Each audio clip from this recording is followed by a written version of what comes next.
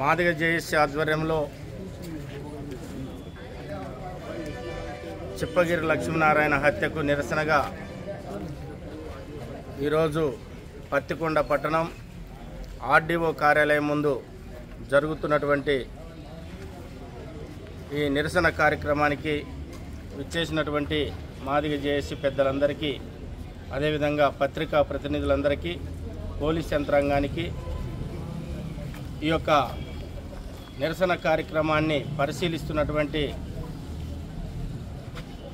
SC, ST, BC, ముస్లిం, minority, అగ్రకుల పేదలందరికీ సామాజిక ఉద్యమ అభివందనాలు తెలియజేస్తున్నాను.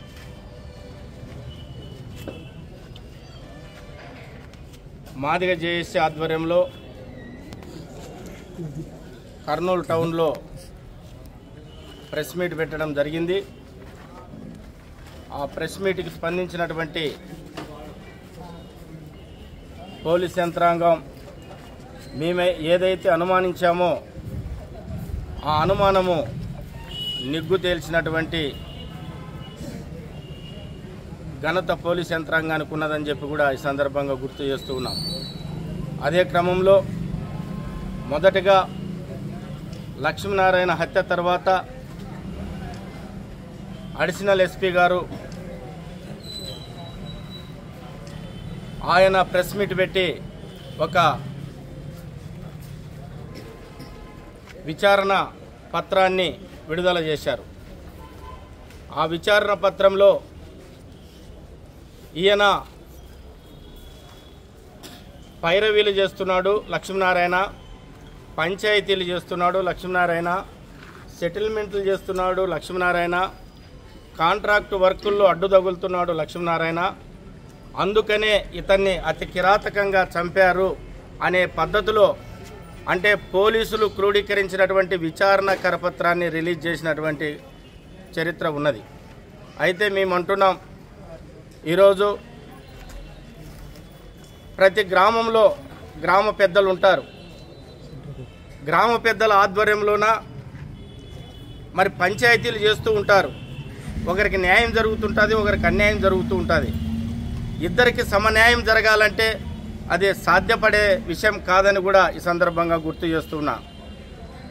గ్రామీణ ప్రాంతాల్లో భూస్వాములు ఉంటారు, భూస్వాముల కింద పంచాయతీలు చేస్తూ ఉంటారు.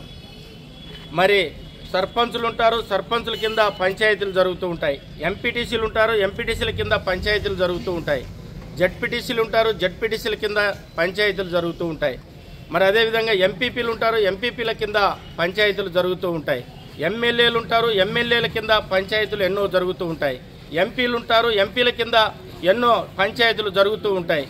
అదే క్రమంలోనే మరి పోలీస్ అంటే ఒక కానిస్టేబుల్ ఆధ్వర్యంలో పంచాయతీ జరుగుతుంది. అదే క్రమంలోనే మళ్ళీ ఒక ఎస్ఐ ఆధ్వర్యంలో పంచాయతీ జరుగుతుంది, సిఐ ఆధ్వర్యంలో పంచాయతీ జరుగుతుంది, డిఎస్పీ లెవెల్లో పంచాయతీలు జరుగుతాయి. మరి ఎస్పీల ఆధ్వర్యంలోనే కూడా పంచాయతీలు జరుగుతాయి. రెవెన్యూ యంత్రాంగం ఆధ్వర్యంలో కూడా పంచాయతీలు జరుగుతాయి. మరి పంచాయతీలు చేసినటువంటి ప్రతి ఒక్కరిని చంపుకుంటూ పోతుంది సమాజం అనేది నేను ప్రశ్నిస్తున్నాను ఈ సందర్భంగా. కాబట్టి అటువంటి స్టేట్మెంట్లు ఇవ్వడము తప్పని చెప్పి నేను మరి మన అడిషనల్ ఎస్పీ గారికి విన్నవిస్తున్నాను. ఇటువంటి తప్పుడు విచారణను బహిర్గతం చేయడం అనేది సరైంది కాదని చెప్పి కూడా ఈ సందర్భంగా గుర్తు చేస్తున్నాను. కాబట్టి మందాకృష్ణ మాదిగన్న ఆధ్వర్యంలోన మరి అంటే మొన్ననే 18, 19 తారీఖుల్లో రావాల్సినటువంటి వాడు ఈరోజు కానీ రేపు కానీ మరి అన్న రాలేకపోయాడు వేరే కారణాల వల్ల. మరి కాబట్టి తొందరలోనే ఆయన కూడా ప్రకటన జరుగుతుంది. మరి లక్ష్మీనారాయణ కుటుంబాన్ని కూడా సందర్శించడం జరుగుతుంది. కాబట్టి కృష్ణ మాదిగన్న గారు లక్ష్మీనారాయణ కుటుంబాన్ని సందర్శించక ముందే మీరు మరి పోలీస్ యంత్రాంగం మరి పూర్తి స్థాయి విచారణ చేపట్టి పూర్తి స్థాయి సమాచారాన్ని మరి నిగ్గుదేల్చాల్సిన అవసరము ఎంతైనా ఉన్నదని చెప్పి నేను గుర్తు చేస్తున్నాను. నాకున్నటువంటి సమాచారం మేరకు అంచెలంచెలుగా ఎవరు గుర్తించలేని విధంగా ఈ హత్య జరిగినట్లుగా మేము భావిస్తూ ఉన్నాం. ఎందుకంటే ఒకప్పుడు మరి వైకుంఠ శ్రీరాములు భార్య హత్య కేసులో నిందితుడైనటువంటి లక్ష్మీనారాయణ గారు మరి ఆయన్ని మరి అంతమొందించాలని చెప్పి వైకుంఠం కుటుంబము ఎన్నో పథకాలు రచించినటువంటి చరిత్ర ఉన్నది. మరి ఆ కోవలోనే మరి ఆయన ఆయన దేవుని దయ వలన బతికి బయటపడ్డాడు కాబట్టి మళ్ళీ ఆయన ఉంటున్నటువంటి సందర్భంలో కొంతమంది ఆ నియోజకవర్గానికి సంబంధించినటువంటి వ్యక్తులు మరి అంటే కాంగ్రెస్ కావచ్చు, వైఎస్ఆర్సీపీలో ఉన్నటువంటి వాళ్ళు కావచ్చు, టీడీపీలో ఉన్నటువంటి వాళ్ళు కావచ్చు, మరి అదేవిధంగా కొంతమంది పోలీసు ఉన్నతాధికారులు కావచ్చు, వీళ్ళందరి పాత్ర కూడా ఆ యొక్క మర్డర్లో ఉందని చెప్పి కూడా నిగ్గు తేలుస్తున్నటువంటి సందర్భం. ఇప్పటికే అంటే పోలీస్ ఇంటెలిజెన్స్కి మరి సిఐడి అధికారులకు స్పష్టమైనటువంటి సమాచారం ఉంది. అయితే ఏ విధంగా ఈ యొక్క హత్యను ఎవరి మీదకి నెట్టాలి, ఎట్లా నెట్టాలి అనే ఆలోచన విధానంతో మరి దర్యాప్తు కొనసాగుతుందని చెప్పి కూడా ఈ సందర్భంగా నేను గుర్తు చేస్తూ ఉన్నాను.